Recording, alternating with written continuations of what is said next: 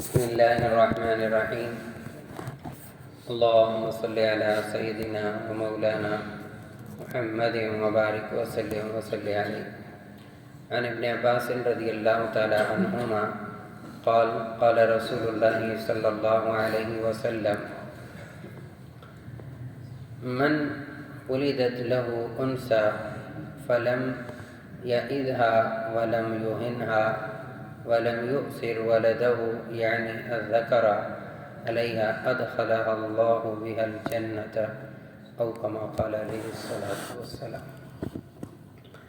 حضرت عبداللہ ابن عباس رضی اللہ تعالی عنہما سے روایت ہے، فرماتے ہیں کہ رسول اللہ صلی اللہ علیہ وسلم نے فرمایا: من ولدت لہ انثی، جس آدمی کے ہاں بیٹی کی پیدائش ہو، بیٹی پیدا ہو، تو یہ آدمی فلم یعدھا، اس کو یہ دفن نہیں کرتا زندہ۔ اس زمانے کے اندر رسول اللہ صلی اللہ علیہ وسلم کی آمد سے پہلے بھی وہاں اس زمانے میں یہ تھا کہ بچی کی پیدائش کو برا سمجھا جاتا تھا۔ زمانہ جاہلیت کے اندر اتنا برا، اتنا منحوس کہ وہ زندہ دفن کر دیتے تھے اور اس میں کوئی عار بھی نہیں محسوس کرتے تھے۔ قرآن مجید کی آیات بھی ہیں اس پر۔ اللہ تعالیٰ نے اس معاشرے کا ایک نقشہ کھینچا ہے قرآن کی آیت میں صرف ترجمہ کروں گا، سوچئے گا ذرا، یہ والی خباثت ابھی ہے یا چلی گئی ہے؟ صرف ترجمہ، یہ ذہنیت ابھی ہے یا چلی گئی ہے؟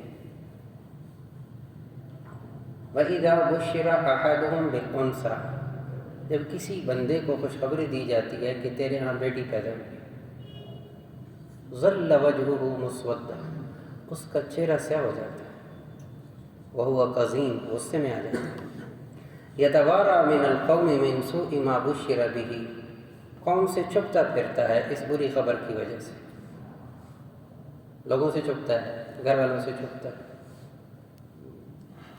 یتوارى من القوم من سوء ایمسکوا علی ہون ام یدسہ فی التراب، خود ذلت کے گڑھے میں چلا جائے یا اس بچی کو مار دے۔ الا ساء ما یحکمون، اللہ کہتے ہیں برا فیصلہ ہے۔ یعنی ایک اللہ نے انسان کو عقل بھی دی ہے، عقل کے اعتبار سے سوچے اس کے اندر اس عورت کا کیا قصور ہے جس کے یہاں بیٹی پیدا ہے۔ تھوڑا سا سوچ، اس کا کیا قصور ہے؟ اس کا کوئی ذاتی اس کے اندر کوئی ہے یا نہیں ہے؟ اتنا ہی سوچ لیں۔ یعنی جس کے یہاں بیٹی پیدا ہو رہی ہے، کیا بیٹی پیدا کرنے والی جو ماں ہے اس کا قصور کیا ہے؟ کوئی بندہ بتا سکتا ہے؟ اس کے اندر کیا عمل داخل ہے؟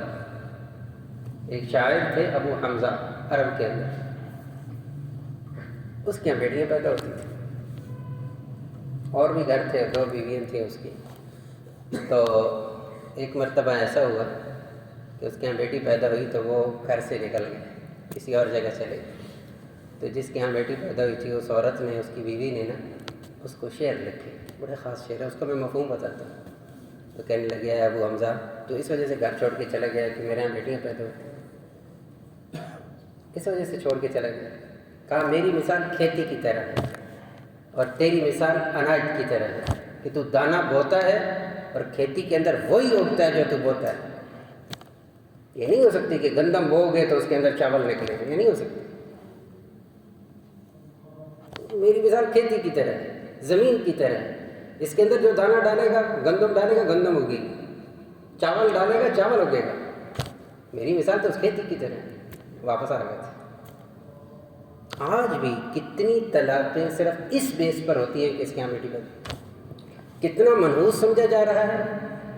ہمارے ہی معاشرے کے اندر، اس گھر کے اندر اس نوجوان بیٹی کو نہیں بھیجا جاتا جس گھر کے اندر بیٹیاں پیدا ہو رہی ہوتی ہیں۔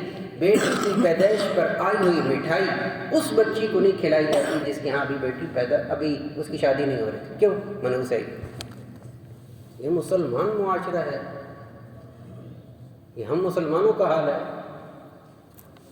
دور کی باتیں نہیں ہیں، ہم مسلمانوں کا ہے۔ تو رسول اللہ صلی اللہ علیہ وسلم نے کیا فرمایا؟ سنیے گا ذرا کہ جس کے یہاں بیٹی پیدا ہو وہ اسے زندہ درگور نہ کرے۔ نمبر 2، غور سے سنیے گا، اگلی بات کیا فرمائی؟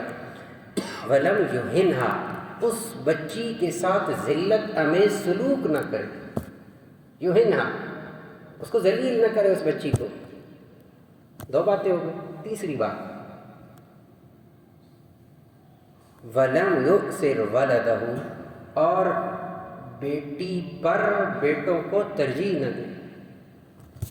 زندگی کے اندر فرق نہ کرے. ہمارے یہاں کیا ہے، بھائی کو یہ کہتی ہے، ماں کہہ رہی ہے ماں، یعنی کہ شروع دن سے ہی اس بچی کے دماغ کے اندر وہ ڈال دیا جاتا ہے کہ تو کیوں آئی تھی، تو ہماری ہے ہی نہیں، تو نے چلے جانا. یہ باقاعدہ ڈالا جاتا ہے، فزیکلی ٹارچر کیا جاتا ہے. مائیں ٹارچر کرتی ہیں اپنی اولاد کو، اپنی بیٹی کو، اپنی بیٹی کو. بھائی کو مارا ہے، بھائی کو نہیں دیا، بھائی کو یہ نہیں کیا، بھائی کو یہ نہیں کیا. ٹارچر کیا جاتا ہے باقاعدہ طور پر. اس کے ذہن کے اندر بٹھایا جاتا ہے تو کوئی اور مخلوق ہے نہ تو ہمارے کسی کام کی ہے. رسول اللہ صلی اللہ علیہ وسلم نے کیا فرمایا؟ یہ 3 کام نہیں کرنے. اس کو زندہ درگور نہیں کرنا، اس کو ذلیل نہیں کرنا، بیٹوں کو اس پر ترجیح نہیں دینی، برابر رکھنا ہے. کرو گے ایسا تو ہوگا کیا ملے گا؟ رسول اللہ صلی اللہ علیہ وسلم نے فرمایا سچی زبان کے ساتھ ادخلہ اللہ بہا الجنہ، اللہ اسے جنت میں داخل کرے گا. فرمایا جس کی 2 بہنیں ہوں، 2 بیٹیاں ہوں، جس کی 3 بہنیں ہوں، 3 بیٹیاں ہوں، ایک بھی ہو، اس کے ساتھ اچھا سلوک کرے دنیا کے اندر، پھر اس کو عزت کے ساتھ اگلے گھر کے اندر روانہ کر دے. قیامت کے دن وہ دونوں ہم ایسے ہوں گے جنت کے اندر، اس طرح ہوں گے ہم دونوں اکٹھے. آپ نے اشارہ کیا انگلیوں کے ساتھ. اللہ تعالیٰ ہمیں اس کی سمجھ نصیب فرمائے. سبحان اللہ وبحمدہ، سبحانک اللہم وبحمدک، نشہد ان لا الہ الا انت، نستغفرک ونتوب الیک. سبحان ربک رب العزۃ عما یصفون، وسلام علی المرسلین، والحمد للہ.